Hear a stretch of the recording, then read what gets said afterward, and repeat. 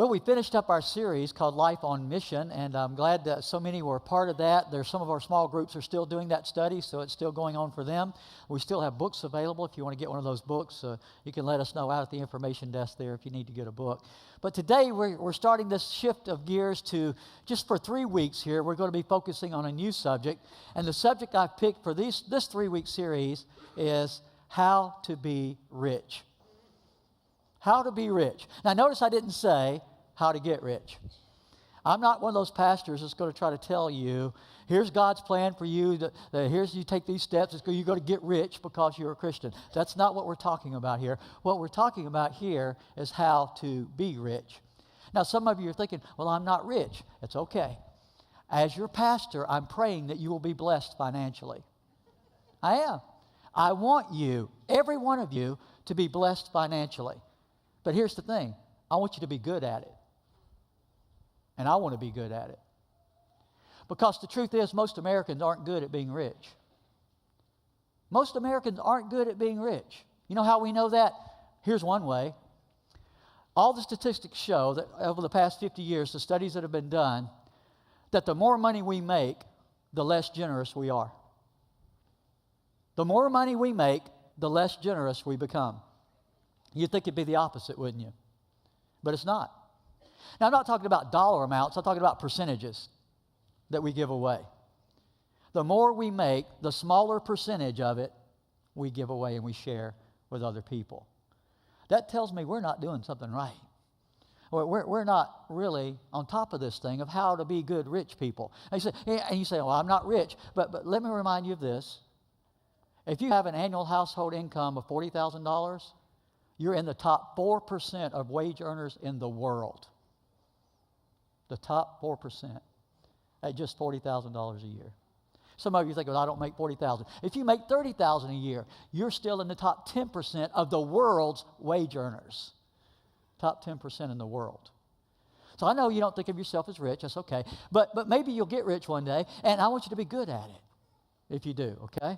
So let's learn about how to be good at being rich. Now, here's the thing. You may know this. I've noticed this. Do you know some people that are wealthy and they're kind of weird? I do. I know some wealthy people that are just kind of odd. They're just kind of strange people. And here's the way my mind works. The way I think is this. Were they weird and got rich? Or were they normal and they got rich and then they got weird? I often wonder, how did it work, right? But what I've noticed is and that's what we're talking about today on how to be rich. What we're starting with today is this. Wealth has side effects. It affects people in some odd, weird ways that you may not think it would. Because I'm praying that you are blessed financially. I want that for you, but I don't want you to get odd and weird, right? I'm not praying that for you. So I want you to be blessed financially, but I want you to be good at it and not be weird. Okay? But there are some weird side effects to being rich. I'm going to share a couple of them with you. One is, rich people tend to live in denial. I'm not talking about a river in Egypt, okay? I'm talking about they don't even like to admit they're rich. Have you noticed that? Rich people live in denial. I don't understand that. I mean, tall people admit they're tall, right? I've heard that short people admit they're short. Athletic people will gladly admit they're athletic. Artsy people, their car's a mess, the house is a mess, their life is a mess, but they're happy and they don't mind telling you that they're artsy, right? Introverts, even introverts don't mind telling you they're introverts. Extroverts, you can't get them not to tell you that they're extroverts. They're glad to tell you that, as if you didn't know already that they were extroverts. But rich people won't admit that they're rich for some reason. There's a Gallup survey that's been done a few years ago, and they ask the average American, what amount would you have to make annually to be thinking of yourself as rich? And a few years ago, the figure they came back with was $150,000 a year. If I could make $150,000 a year, I think I'd be rich. But if you were to ask people in America making $150,000, are you rich? What would they say? No, I'm not rich. No. Well, then they asked people, they surveyed people who make around $30,000 a year. They said, what would it take for you to feel like you're rich? They said $75,000 a year. So if you were to ask somebody making $75,000 a year in America, would they say they're rich? No, I'm not rich. I only make $75,000 a year. I'm just barely getting by, just barely able to pay the bills. Money Magazine surveyed their readers. And you got to understand, certain people subscribe to Money Magazine, right? They're usually people that, not always, but usually people that may be doing a little bit better, financially and all. And they surveyed these people to see, and they asked them this question: how much money would you need to have to think of yourself as being rich, being wealthy? You know what they came back with? $5 million. $5 million. So get this. 1 million, not rich. 2 million, still not rich. 3 million, not rich. 4 million, still not rich. 4.5 million, still not rich. 5 million. It'd take $5 million in the bank in liquid assets for them to feel like they were rich. But I don't know this for sure, but I think if you ask somebody that had $5 million in America today, are you wealthy? Some of them would say, no, I'm not wealthy. Because there's people that have a lot more than that, right? So they would think of themselves, maybe it's not wealthy. See, they live in denial. Maybe we even live in denial with our $30,000 and $40,000 incomes, thinking we're not rich. Well, rich people have another problem. You may not think this about rich people, but I have discovered this to be true. Rich people are plagued by discontent. They are plagued by discontent. They are never content for very long at all. Rich people are not. And here's the reason. The accumulation of stuff is like an appetite. I want you to think of it that way. When you feed an appetite, what happens to it? It expands. It grows, just like your body sometimes, right? When you feed an appetite, it grows. So if you were to starve your appetite, what would happen? Come on. It shrink. Right. Like, I thought you were smarter than that. Come on. I'm like trying to give you the answer. Help me out here, okay? You feed an appetite, it grows. You starve it, it'll shrink. So when it comes to stuff, when you start getting a little income coming in, you start making some money, it means you now have the ability to buy some stuff. And when you start buying some stuff, what happens to your appetite? It starts growing. You start wanting more of the stuff, which means you need more of the money to buy more of the stuff, right? No matter what level you're on, you need more money so you can buy more of the stuff. And the accumulation of stuff is an appetite that's never fully satisfied. It's never fully satisfied, at least not for very long. So rich people can get more stuff, which means their appetite keeps growing for more stuff. Every time I preach on this or talk about it, I'm reminded of it's an old movie, and I love this scene in this movie. It's classic to me. I just really love Steve Martin in a movie called The Jerk. Okay. Now Steve Martin had this invention that made him very, very wealthy, and then he had a lawsuit brought against him, and he lost everything. And in the movie clip we're looking at, he's just lost everything. He's having to pay it all back, and here's the way he approaches it. Look at the discontentment. You see how deceptive it can be? You try to tell yourself, oh, this is not me.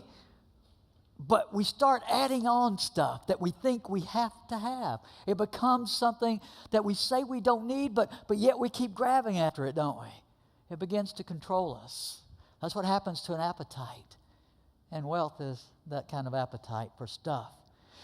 Wealthy people do crazy things. You won't believe this. I want to share a couple of crazy things that I know wealthy people do. I've observed it. I've seen it. Maybe you've seen it too. It's crazy. Have you heard of things like upgrades? Have you heard of upgrades?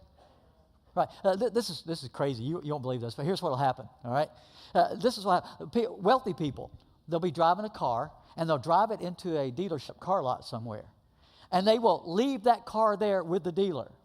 And they will give the dealer some more money to go along with the car. And not only that, then they'll sign a contract to keep paying them even more money to drive off in a car that basically did the same thing the car did that got them there. That's how crazy they are. Rich people are crazy. It gets to them. It makes them weird. They do crazy stuff. They go into a kitchen at their house. It's got a countertop. It's got a stove. Got a refrigerator. Got a microwave. Here's what they'll do. They'll rip it all out. And they'll put back in there a countertop and a refrigerator and a stove and a microwave. I know you're laughing because you can't believe anybody would do that, right? But they do it. That's what rich people do. It's an upgrade. They already had stuff that worked, but they weren't satisfied with that. They had to get new stuff, right? Here's what they do. This is amazing. They will go to a mall somewhere and stand in line for hours before a store opens. I won't say what brand store this is, but it's got an Apple logo on the front. And they'll stand in line for hours.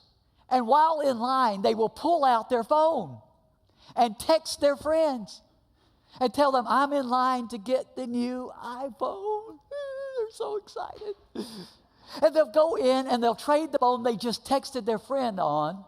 They'll turn it in and get another phone. And guess what they do? They text their friend, I just got the new iPhone. It does the same thing the other one did. I was able to text you on it too. That's how crazy rich people are. They'll do stuff like that all the time because they're plagued by discontent. No matter what they have, something new comes out, something better comes out, some improved version of it comes out, and rich people have to go get it. They have to have it. Well, Paul, in the passage we're going to look at today, is writing to his protege, Timothy. Timothy's younger than Paul. Paul knows he doesn't have much more time on this earth. He can realize that. And he knows he wants to pour into Timothy all that he can because Timothy now is a young leader in the church and he's trying to mentor him and help him as a leader. And he's writing to Timothy and he speaks in the passage. We're going to park here all 3 weeks in 1 Timothy here. In 1 Timothy chapter 6. We're going to start with verse 17 today. He gives Timothy instructions on what to tell rich people. Now, even if you don't think you're rich today, all right, I'm praying that you'll be blessed financially, so this might apply to you anyway, so let's pay attention. What does he tell rich people? What kind of instruction does he give Timothy? He says, this is your opportunity to teach these rich people how they need to live, so here's what I want you to teach them. So let's pick up with first part of verse 17. Here's what he says. Command those who are rich in this present world. Stop there for just a moment. What other world is there? All right? Those who are rich in this present world. Well, the present world is all we know, right? That's where we're living right now. But I think the reason Paul says it that way is because he wants them to keep a perceptive observation here of the juxtaposition between eternity and what's temporary. All right? He wants them to see the comparison between the two so they understand why he's teaching them and commanding them what he's about to command them. Okay? So he says, command them, those who are rich in this present world, not to be, what's that word? Arrogant. Number one on your outline is this. When you start accumulating wealth, you are going to be inclined toward arrogance. When you start accumulating wealth, you will be naturally inclined toward arrogance. Arrogance means you start thinking you're smarter, prettier, better than other people who aren't rich like you are. And you won't mean to be this way. You won't intentionally choose this. That will be the natural inclination that comes with being blessed financially. And here's the thing. We promote it. We reinforce it. We build it up into their lives. We help them think that way. You don't think you do? Think about it. You're in a room. You and some buddies, and somebody walks in that you know is wealthy. You recognize them. They're well known, and you know they're wealthy. All of a sudden, you feel like we're mere peons in here with this great big wealthy person here. All of a sudden, you see yourself differently, and you see them differently. Just because they have a lot of money, you look at them differently than you would anybody else in that room. And it's almost like if they say anything at all, it's got to be right. We act like they're smarter because they're wealthy. Why else would celebrities be able to speak into politics in America and have more weight than anybody else? Because they've got money. They've got money, and that obviously means they're smarter or they're better somehow, and therefore they carry more weight because they have more money. We've started making that connection in our culture, and it's not new to us. It happened that way 2,000 years ago. That's why Paul says to Timothy, command those who are wealthy not to be arrogant about it, not to let it go to their head, because people are going to treat you different if they think you're wealthy. And that can go to your head. I never much thought of myself as wealthy, but Sue Ann and I, many years ago, went on a trip, and we were in China. And we were going through this village in China. And here's what I noticed. Everywhere we went, down every little alley and street we went down in this village in China, little kids followed us around everywhere we went with their hands out. You know why? We were the rich Americans that came to visit their village in China. That's why. They saw us as the rich. Anybody from America that came to that village, they considered them rich Americans. Now, I never thought of myself as a rich American, because in America, we look at it differently, don't we? I'm on this income level. A lot of people are way up here in America. But in that village in China, we were wealthy people. And here's what I noticed. We'd be going down this street, and little kids are coming up, and they had told us, bring something to give out to the kids, and we were giving out candy and stuff. And we went down to another street, and all of a sudden, we started seeing the same kids on that street. They followed you around because you're a wealthy American, right? In fact, I'm convinced that one reason we Americans enjoy these short-term mission trips so much is because in a lot of places where we go on these trips, they make us feel like and we look like heroes to those people. And friends, that can build your ego to the point that you start thinking of yourself better than you should. Because here's the thing. You're not smarter because you have more money than those people. Now, you may have gotten rich because you were smart, but getting rich didn't make you any smarter than you were before you got rich. It did not. And it didn't make you any better than anybody else. I know rich people that still live terrible lives, don't you? Now, some of them live some really good lives, but getting rich didn't make them better people or worse people. It just exposed who they really were. Now that they have the money to show it more. It exposed who they really were. But we could get pretty egotistical and arrogant when we start having more stuff. And all it takes is a little mission trip to a third world country to make you realize, even on an average income here in America, you've got a lot more stuff than a lot of people in this world. A lot of people. But that doesn't make you any better than those people or any smarter than those people. And I'm praying that you are blessed financially, but don't let it go to your head. Don't let it make you arrogant or egotistical or make you think that somehow because you've got more stuff now, you're better than anybody else. Don't let it make you arrogant that you are blessed financially. See it as the blessing and opportunity that it is. Well, when you do have more stuff, you are inclined toward arrogance because people treat you different. Just like those kids in those villages, they treated me different because they saw me as a wealthy American.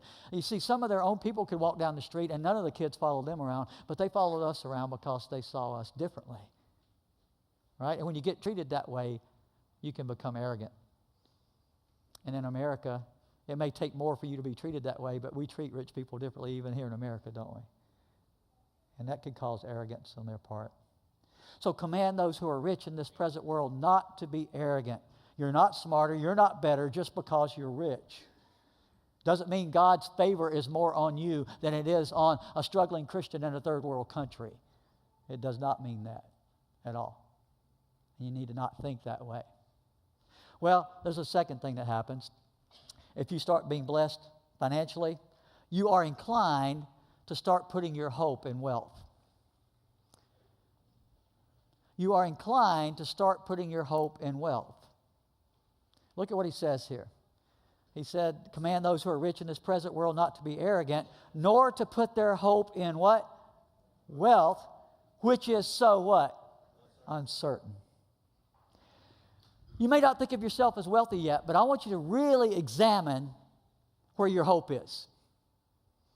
Because what can happen, you don't mean for it to, you're not intentional about it, it just happens to you. As you start getting more of the stuff, you start letting your hope migrate toward the stuff instead of the one who provided the stuff.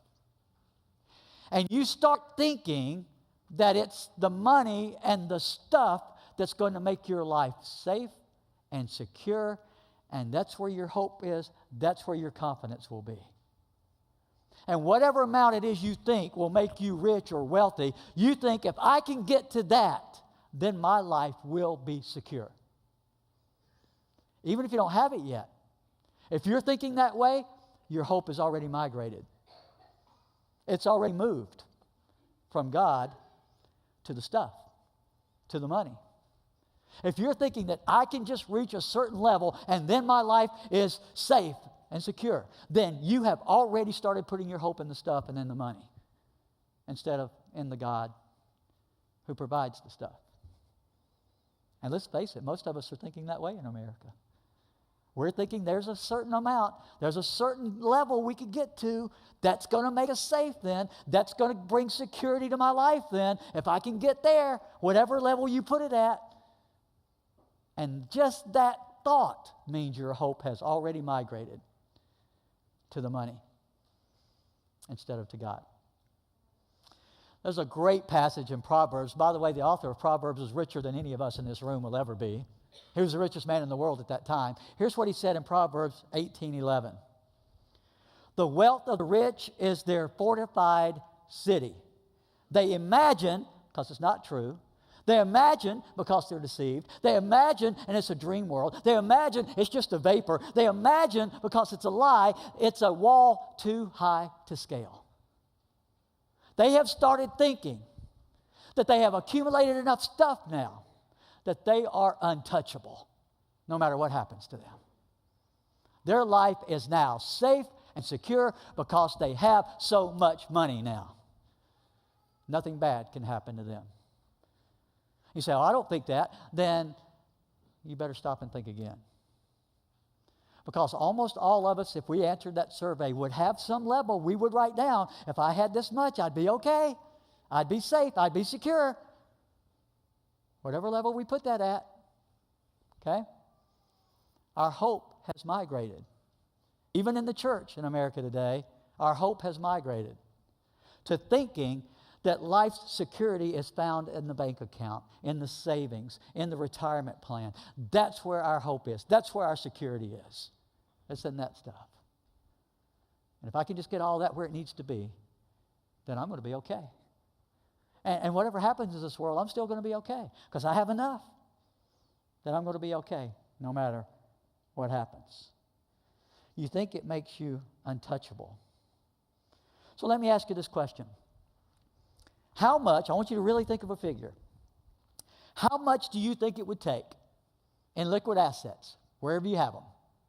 What amount do you think for you would be the amount that would secure your future against all imaginable eventualities?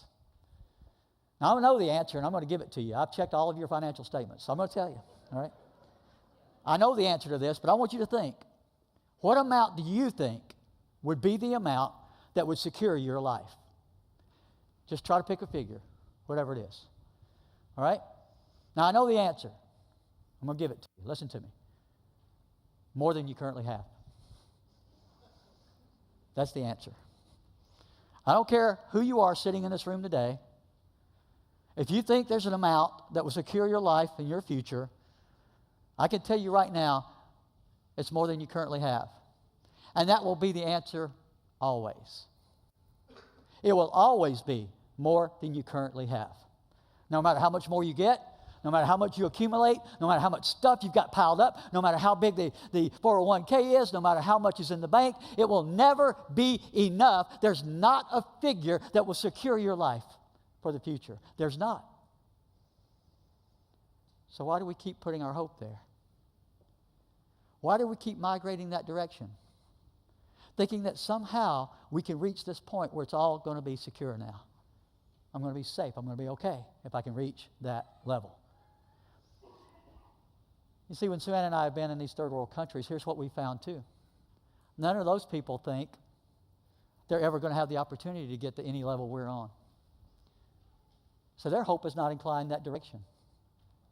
They're not looking to find their hope, and maybe one day I'll have enough money so my life will be secure. Because they know they'll never have that much money. In their lifetime, in their country, they'll never have the opportunity to do that. And they know it. So they don't put their hope there. That's why they're so receptive to the gospel in so many of those places. Because they're looking for hope, and they know it's not going to be in the money. They know it's not going to be in the job. They know it's not going to be in the career. They know it's not going to be in their bank account. They know that already. They've crossed that off the list. So they're looking for what real source of hope there might be. And that's why they're willing to hear the gospel and respond to it. And in the church in America, we say we've responded to the gospel, but sometimes even after responding to it, our hope keeps moving back, migrating back to the stuff, to the money, still thinking that's what's going to secure our lives. I want to give you a test a little later on to help you see if you think that's happened to you or not. But I want you to keep thinking about it. Because when you're talking about securing your life, you have to think about more than just being able to pay bills. There's a lot more to securing your life than just being able to pay the bills. And all money could ever do is pay for the stuff. And that doesn't secure your life at all. So, the answer is more than you currently have, always. That number does not exist for anybody where you can have enough to secure your life. Well, let's look at the third thing he goes on to say. Instead of putting our hope there, he says, but teach them, command them to put their hope where? In God, who richly provides us with everything for our enjoyment. So the third thing on your outline is this. You're commanded to put your hope in God. That's what Paul tells Timothy to command rich people to do, to put their hope in God. Now, if rich people need to put their hope in God, where do we need to put ours? If you don't think you're rich, in God. We all need to be putting our hope in God, whether you think you're wealthy or not. Because that's the only real hope there is, to secure your life for the future. But notice this. He speaks of God this way. He richly provides us with everything for our what? For our enjoyment. There's nothing evil about getting a new cell phone. See, I told you, I don't want you to be guilty. This is church, right? You don't want anybody to feel guilty in church. He's not saying it's wrong to have an iPhone. He's not saying it's wrong for you to upgrade your car or your house. He's not saying those are evil things. He's saying, but you better be careful not to let your hope go over to those things. Because those things aren't secure. Those things don't secure your life. Don't let your hope migrate over to those things. They're not evil, but they're not where your security lies. You need to know that. So I'm praying that you're blessed, but I'm praying that you don't let it change where you put your hope.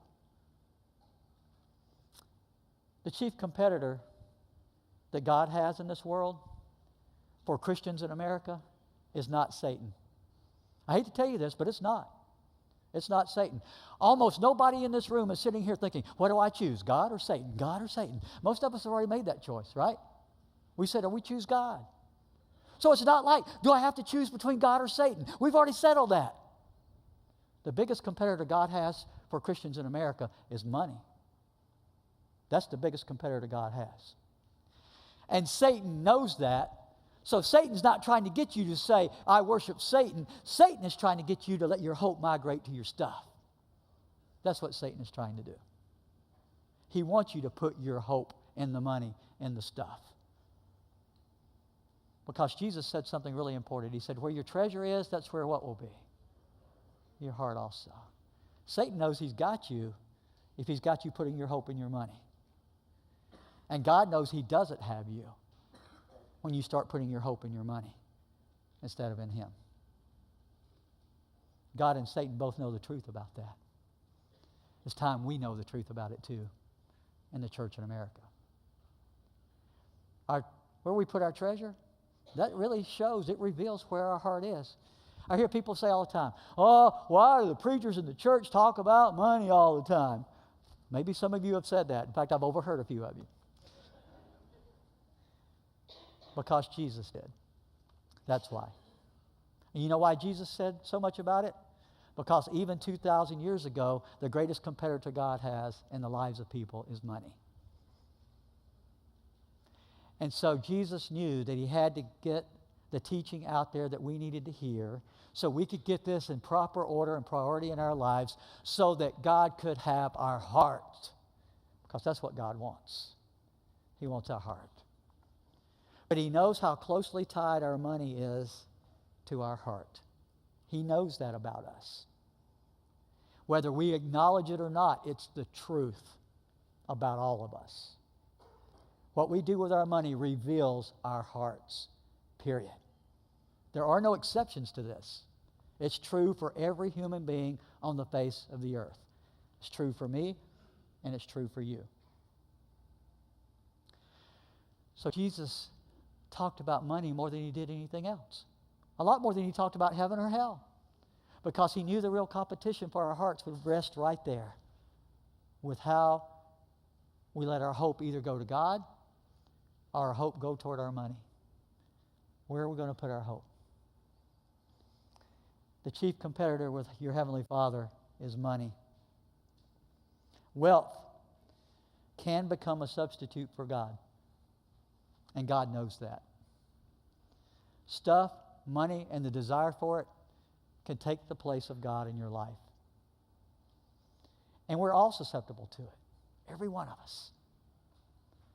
Even those who don't have a lot of money, you're thinking, well, that doesn't include me. Yes, it does. Because you're thinking, if I just had more, I could be more secure. Right? Even if you just have a little bit. You might still be thinking that way, which tells you your hope has already migrated over to getting the stuff. Even if you only have a little right now. So we have to know that we are commanded to put our hope in God. So I'm going to give you a test to help you see whether or not you've let your hope migrate yet or not. Okay? Here's the test. I'm going to give you two statements. I want you to be honest. You don't have to raise your hand. Don't poke the guy beside you. Don't do any of that. Eyes straight ahead, okay? Look at the screens. First statement. Does this cause you much anxiety? If you were to believe this is really true, first statement is this. There is no God. If all of a sudden you were challenged with the concept that maybe there is no God, there is no life after this, there is no eternity, there is no heaven, there is no reuniting with family or friends, if you were thinking that could be true, how much anxiety would that cause you? But here's the other statement. There is no money. What I have is gone, what I thought I had, and I don't have any way to get any more, the money's gone. If one of those two statements were true, or if both of them were true today, which one would cause you the most anxiety right now in your life? You don't have to answer that because I already know which one would cause the most anxiety. There's no more money. Would cause the most present-day anxiety for everybody in this room. So maybe that tells us a little bit about where our hope has been placed now. Where it has migrated to. Even though coming here today, we didn't think that at all. We were good Christians coming to church today, right? To worship and honor God. But just maybe, that's not where our hope has really been when we came in here today. Maybe our hope has already moved, and we didn't even know it. We weren't even wanting to think about it, because we don't want to think of ourselves that way, do we? That's not who we want to be. I know that. That's not who you want to be. That's not who I want to be. We all need to know that. I'm not trying to lay a guilt trip on anybody. Remember, this is church. I don't want you to feel guilty. Sometimes I do, but no. I just want us to get this right, because if we're going to be blessed, and I think we are, then we need to be good at it. Don't we owe that to God? Isn't He worthy of that? Doesn't He deserve that from us? That we're good with what He blesses us with? I think we're going to be held accountable for that. We ought to want to be the best at it that we can be. But let me put it in a different perspective. If later today you find yourself lying in a hospital, let's say you've been in an accident or something, and the doctor tells you you're not going to make it. Where would your hope be then? Because no matter how big the bank account is, the doctor says there's no money that can fix this. There's no money that can correct the injury. No amount of money. There is no miracle cure. There is no way we could fix this for you. No matter how much money you have, where would your hope be then? Because the truth is, we're all going to face that one day, whether it's in the hospital from an accident or just when we're 112 years old laying at home in the bed. We're all going to face this one day. So let me ask you this. If your hope then, you understand, needs to be in God at that point, then why not put your hope in God now? Why not go ahead and put your hope there now? Because you don't know when that's going to happen. You don't know when it's going to be. It could come unexpectedly. It could come without any warning. Why not go ahead and put your hope where it belongs now? Instead of risking one more day, putting your hope in something that can never secure your future, ever. Why would you spend another moment putting your hope in something that cannot ever secure you, no matter how much of it you get? Wouldn't it make more sense, as our praise team gets ready, to put your hope in the provider instead of the provision? The one who could provide all things richly for us to enjoy. Wouldn't it make more sense to put your hope in Him than in the provision itself? So I'm going to close today with something we don't normally do here. It's a declaration that I want you to say out loud, okay? I'm going to read it through it. I'm going to say it out loud. Then I'm going to do it again, and I want you to say it out loud with me. Now, here's the thing. You may not believe this right now today, but that's okay. You've all lied before. Am I right? Yeah, okay. You've all lied before. So I just want you to do the exercise, okay? Because there's some value to the exercise, okay? Here's the statement. I will not put my hope in riches, but in Him who richly provides. Now say that with me. I will not put my hope in riches, but in Him who richly provides. That was pitiful. We're going to do that again. All right? Let's do it again. I will not put my hope in riches, but in Him who richly provides. That's a little bit better, but I want to change it a little bit. I want you to get some attitude with this, okay? I want you to get some attitude. I don't know how many of you have seen Jimmy Fallon, but he does this skit where he plays this young teenage girl, and he does the ew, all right? Ew, all right? So, ew. So after riches, I want us to go, ew, all right? All right, let's do it, okay? I will not put my hope in riches, ew. Pretty good, pretty good. Some of you are not channeling your young teenage girl well, though. Let's do it again, all right? One more time. I will not put my hope in riches, but in Him who richly provides. Maybe there's somebody here today, and you didn't come in here knowing it to start with. Some of you may have. You already knew your hope wasn't in God. It wasn't in Christ. But you came to hear, to listen, to learn. And maybe you're ready to make that choice. That beginning today, at this invitation time, I'm going to go forward and put my hope in the one who richly provides. I know that's where it belongs. I know that's where it needs to be. And I'm going to give it to Him today. Now here's the cool thing. How do you know you can trust Him with your hope? Because He loved you so much, He would not withhold even His one and only Son from you. That's how you know you can trust in Him. The Bible says if He would not withhold His own Son from you, what good thing would He withhold from you? You can put your hope there. He's proven it. So today, as we stand and sing, we invite you to come in.